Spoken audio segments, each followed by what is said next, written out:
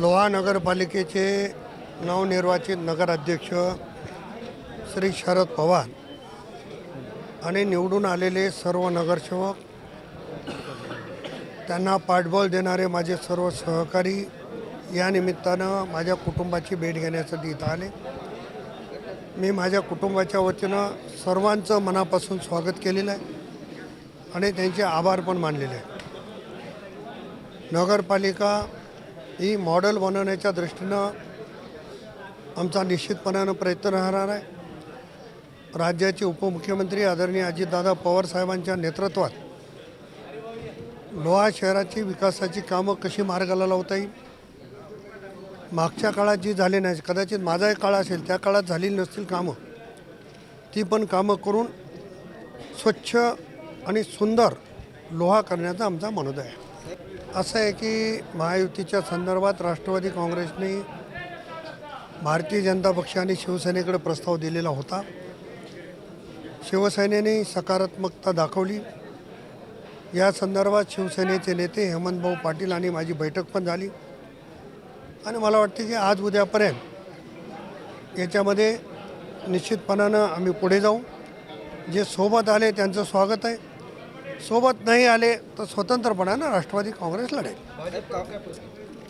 भारतीय जनता पक्षाने प्रस्ताव दिलेला नाही, त्याच्यामुळे त्यांचा विषय मला वाटते संपल्यात जमा आहे.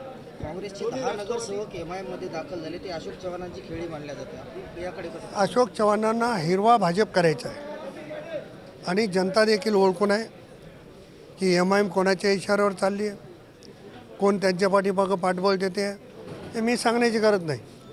देगलूर नाका भागातून अनेक सहकाऱ्यांचे मला फोन आले, हमारे इधर भी अभी हरा भाजप बढ़ रहा है. ही जी भूमिका आहे ते खरं तर ज्यांनी हे करायला लागले त्यांच्या नेतृत्वाचं अपयश आहे की एवढे वर्ष राज्य करून त्यांना त्या भागात उमेदवार मिळत नाहीत, ही शोकांतिकाच आहे. दोन्ही राष्ट्रवादी एकत्र येण्याची चिन्ह आहेत. परवाही आमच्या बैठकीमध्ये पक्षश्रेष्ठींनी सूचना दिलेली आहे आणि स्थानिक स्तरावर कमल किशोर कदम साहेब असतील, डॉक्टर सुनीलजी कदम असतील, यांच्याशी आमची चर्चा झाली आणि बहुतेक आमची दोघंजण आम्ही एकत्र येऊ. आता उद्या सुट्टी आहे, आज काय घडामोडी होतात ते बघू. आम्ही उद्या, आमची तयारी आहे, पण आम्ही उद्या जाहीर करण्याच्या मनस्थितीत आहोत. नाही, आज आमची शिवसेनेच्या सोबत बैठक होईल, त्यांच्यासोबत युती झाली तर त्यांच्यासोबत करू.